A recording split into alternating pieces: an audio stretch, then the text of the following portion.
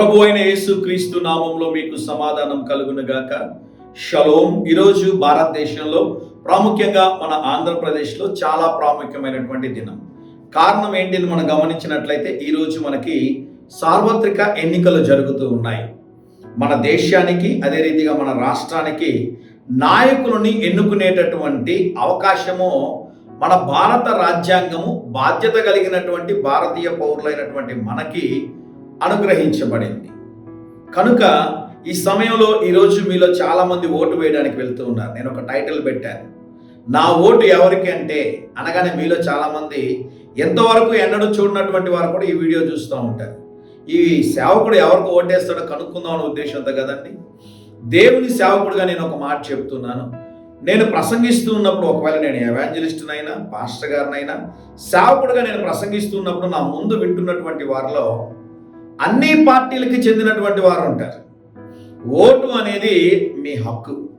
మీరు ఎవరికి ఓటు వేయాలని నిర్ణయం తీసుకునేది మీ సొంత అభిప్రాయం. అది ఎవరి ప్రోద్బలం వలనో, ఎవరు మిమ్మల్ని ఫోర్స్ చేయడం వలనో, ఏవో ప్రలోభ పెట్టడం వలనో మీకున్నటువంటి అమూల్యమైనటువంటి అవకాశాన్ని మీరు చెడు మార్గంలో వినియోగించకూడదని దేవుని సేవకుడుగా చెప్తున్నాను. కనుక దేవుని సేవకుడుగా ఈ పార్టీకి ఓటు వేయండి, ఈ వ్యక్తికి ఓటు వేయండి అని నేను చెప్పడానికి లేదండి. అది మీ సొంత ఇష్టం. సేవకుడుగా నా ప్రసంగం వినేవారిలో ఈరోజు అన్ని పార్టీలకు చెందిన వారు ఉంటారు. అయితే కానీ ఒక మాట చెప్తూ ఉన్నాను, మీరు జ్ఞాపకం చేసుకోవాల్సినటువంటి విషయం ఏంటి అంటే, మీ ప్రాంతంలో ఏ పార్టీకి చెందిన వ్యక్తులు చక్కగా పనిచేస్తూ ఉన్నారు, సమాజానికి మేలు చేస్తూ ఉన్నారు, సమస్యలో మీరు వెళ్ళినప్పుడు స్పందిస్తూ ఉన్నారు.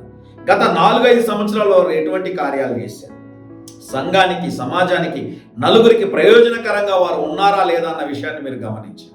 ఇది చాలా ప్రాముఖ్యమైనటువంటి విషయం. డబ్బులు తీసుకొని ఓటేసి మీ ఓటును అమ్మేసుకుంటూ దేశానికి రాష్ట్రానికి మీరు కీడు చేయకూడదని దేవుని సేవకుడుగా తెలియజేస్తున్నాను. కొన్నిసార్లు మనం ఎన్నుకునేటటువంటి తప్పుడు నాయకుల ద్వారా మన సంఘానికి మన సమాజానికి ఎంత ప్రమాదం జరుగుతుందో ఈరోజు మీరు గమనిస్తూ ఉన్నారు. కనుక మీరు ఆలోచన చేసి చక్కని నిర్ణయం తీసుకొని మీ ప్రాంతంలో మంచి నాయకుడిని మీరు ఎంచుకోవాలని దేవుని సేవకుడుగా మీకు తెలియజేస్తున్నాను. మరొక ప్రాముఖ్యమైనటువంటి మాట, మణిపూర్ని జ్ఞాపకం చేసుకోండి. అక్కడ జరిగినటువంటి భయంకరమైన కార్యాలను జ్ఞాపకం చేసుకోండి. దాని వెనుక ఉన్నటువంటి ప్రభుత్వాన్ని జ్ఞాపకం చేసుకొని, దాని వెనుక ఉన్నటువంటి వ్యక్తుల యొక్క ఉద్దేశాల్ని జ్ఞాపకం చేసుకొని ఒక్కసారి ఆలోచన చేసి మీరు నిర్ణయం తీసుకుని ఓటేయాలని నేను దేవుని సేవకుడుగా మనం చేస్తున్నాను. మరొక మాట జ్ఞాపకం చేస్తున్నాం. మన ఆంధ్రప్రదేశ్ విషయానికి వచ్చినట్లయితే ఎవరైతే క్రైస్తవ సమాజానికి సహాయం చేస్తూ ఉన్నారో, క్రైస్తవ సమాజాన్ని ఎవరైతే ప్రోత్సహిస్తూ ఉన్నారో, క్రైస్తవులకి అన్ని వెసులుబాట్లు కల్పిస్తున్నారో అటువంటి వారిని కూడా మీరు ఆలోచన చేసి మీ ప్రాంతంలో ఉన్నటువంటి మంచి నాయకులు మీరు ఏర్పాటు చేసుకోవాలని దేవుని సేవకుడుగా తెలియజేస్తా ఉన్నాను. మనందరికీ తెలియని ఒక విషయం చెప్తున్నాను, జాగ్రత్తగా వినండి. మనం ఎన్నుకునేటప్పుడు కొంతమంది మంచి నాయకులు ఉంటారు, కొంతమంది చెడ్డ నాయకులు ఉంటారు. కొన్ని మంచి ప్రభుత్వాలు ఉంటాయి, కొన్ని చెడు ప్రభుత్వాలు ఉంటాయి. అయితే మొదటి ఈ ఉదయకాల సమయం కొరకు బైబిల్ ఒక మాట జ్ఞాపకం చేస్తున్నాను. కొలస్సీలకు రాసిన పత్రిక 1వ అధ్యాయం 16వ వచనంలో ఈ చక్కని మాట మీ కొరకు జ్ఞాపకం చేయాలని నేను ఆశపడుతున్నాను. సర్వమును ఆయన ద్వారాను ఆయనను బట్టియే సృజింపబడిన దేవుని నామానికి స్తోత్రం కలుగును. దేవుని యొక్క చిత్తము లేకుండా, దేవుని యొక్క ఉద్దేశం లేకుండా, దేవుని యొక్క అనుమతి లేకుండా ఏ ప్రభుత్వము, ఏ అధికారి, ఏ ప్రధానమంత్రి, ఏ ముఖ్యమంత్రి, ఏ ఎమ్మెల్యే కానీ ఎంపీ కానీ అపాయింట్ చేయబడరు అని దేవుని సేవకుడుగా తెలియజేస్తా ఉన్నాను. పైన ఇంకొన్ని శ్రేష్టమైన మాటలను గమనించండి ప్రియులారా. మీకు ఆ మాటలు జ్ఞాపకం చేయాలని నేను ఆశపడుతున్నాను. సింహాసములైనను, ప్రభుత్వములైనను, ప్రధానులైనను, అధికారులైనను సర్వమును ఆయన యందు సృజింపబడెను. సర్వమును ఆయన ద్వారాను ఆయనను బట్టి సృజింపబడిన దేవుని నామానికి స్తోత్రం కలుగును గాక. రాజులు కానివ్వండి, ప్రధానులు కానివ్వండి, అధికారులు కానివ్వండి, సర్వమును అధికారము కలిగినటువంటి వారు ఎవరు అంటే మన సర్వశక్తిమంతుడైనటువంటి దేవుడని దేవుడి సేవకుడిగా తెలియజేస్తాను. కొన్నిసార్లు దేవుడు కొంతమంది ప్రభుత్వాల్ని ఏర్పాటు చేసుకొని మనల్ని సరిచేస్తూ ఉంటాడు. దేవుడు సమస్యలు, ఇబ్బందులు కలుగు చేస్తాడేమో కానీ మనల్ని విడిచిపెట్టేటటువంటి వాడు కాదు. నేను ఒక మాట చెప్పి నేను ముగిస్తా ఉన్నాను.